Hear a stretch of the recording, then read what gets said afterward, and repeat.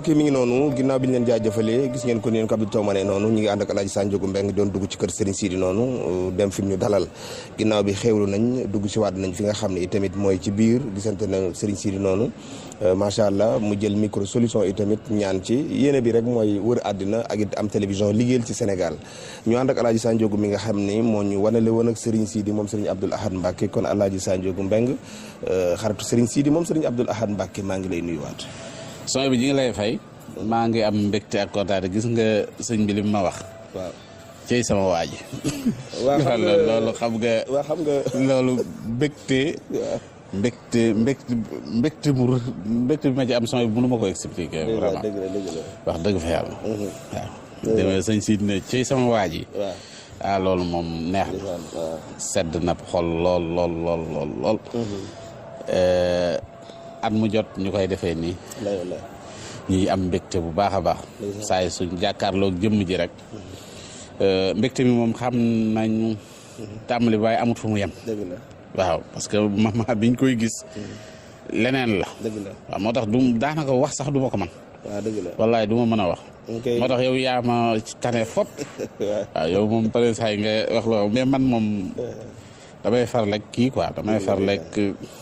dootuma mën a te kii leen mais sëñ bi nag comprendre na lool ci man wax naa ko sax benn bis mës naa ko wax ne ko man de Mbàkke bu ma jàkkaarloog yow daal yow kontaan nañ rek ngay cay féete waaw man daal kontaan nañ lay day mel ni li ma xamoon yëpp day far ne may dem man daal beneen mbir la daal. li ma jàngat ci sëriñ bi koo fi mas a indi rek. waaw laaj na la ko boo ñëwee. wallaay. te dara rëcc ko ci rajo bi. lépp lay laaj. déedéet dara rëcc ko ci wax dëgg fa yàlla dañuy bàyyi xel bu baax. te it xam nga sëriñ yi yàlla daf leen a may leneen.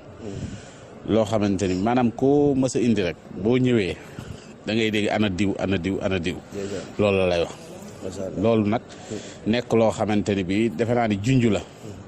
pour tamit ñi ngay àndal ngay sàmm kóllëre gi parce que léeg-léeg nit yóbbu fenn nit beneen yoon mu ne ko doo fa dem doo ko fa yóbbu comprendre nga donc loolu da ngay gis ni message bi mu ci kii message bu fort la waaw dafa am ñoo xamante ni yow it sëñ bi dalaa bëggal boppam waaw parce que boo gisee saa yoo ñëwee rek defe naa ni loolu yow yëg nga ko yow ci sa jëmmi bopp yëg nga fi nga xamante ni bi sëñ bi teg na la fa loolu nag ñu ciy am mbégte lool moo tax gis nga démb bi ma gisee Ousmane Sonko ñëw fii waaw son bu kat démb sama xol sedd na waaw sama xol sedd na vraiment dama bëgg loolu démb ma gisee sëñ Sidi toog Ousmane Sonko toog vraiment ni sama xol seddee ëpp na waaw parce que man de bett na moom foogu ma ni woon bokk na ci calculu gars yi mais daf mel daal Ousmane xam na li gaa ñi xam waaw non xam nga sëñ moom macha allah beneen mbir la waaw ku xam sëriñ Abdoul Ahad Mbacké bañ ne ko ba moom la murid di wax ñàkk caaxaan sëñ bi foofa la teg tànkam waaw déedéet waaw moo tax démb toogaayu premier ministre Ousmane Sonko dafa am solo bi mu toogee toog ci wetu sëñ si di loolu man vraiment beneen affaire la quoi dafa may leer ne ma rek la ma doon xalaat ci waa ji looloo ne ci moom daal waaw donc nag rafetlu nañ ko di ñaan sunu borom yéene yéeg lépp daal yàlla na yegg ci kàttanu borom bi. xam naa naaj bi tàng la ma bañ laa téye sëñ bi daa mel ni c'est la première fois ma gis ko mu téye ab micro nee naa ko nag ñaante rek ñu wër àddina. waaw non ñaani moom mi ngi yegg si parce que sëñ bi saa ñëwee mu ñaan te ñun yëg nañ ni wax dëgg fa yàlla ñaan yi moom mi ngi yegg si bu baax a baax. waaw mais xam naa tey moom da nga ko def rek pour symboliser yëf yi. loolu mooy li am solo. waaye ginnaaw sëñ bi téye na ko moom ba def ci ñaan.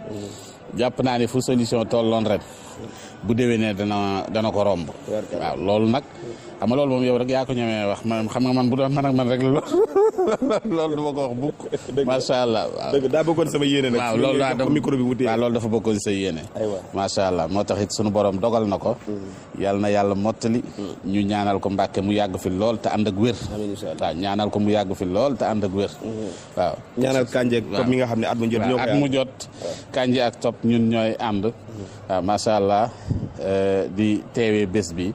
loolu tamit nekk na lu am solo yàlla nañ ko yàgg a teewee. amiin waay jërëjëf sooy bu kontaan jërëjëf Alaaji jërëjëf merci. kon mbokk mi ngi noonu ñu joxante ab dig rek ba déwén ci waxtu yi incha allah. nga xas bi ma sol nii sax boo ma gisee xam ni. tey moom tey da ngaa décidé taalibe bu dem kër sëriñam la. waaw. macha allah caayaa nekk ci suuf macha allah. jërëjëf mbokk yi Abdou Diop jërëjëf yéen ñi nga xam ne yéen ànd ak ñun ba déwén incha allah.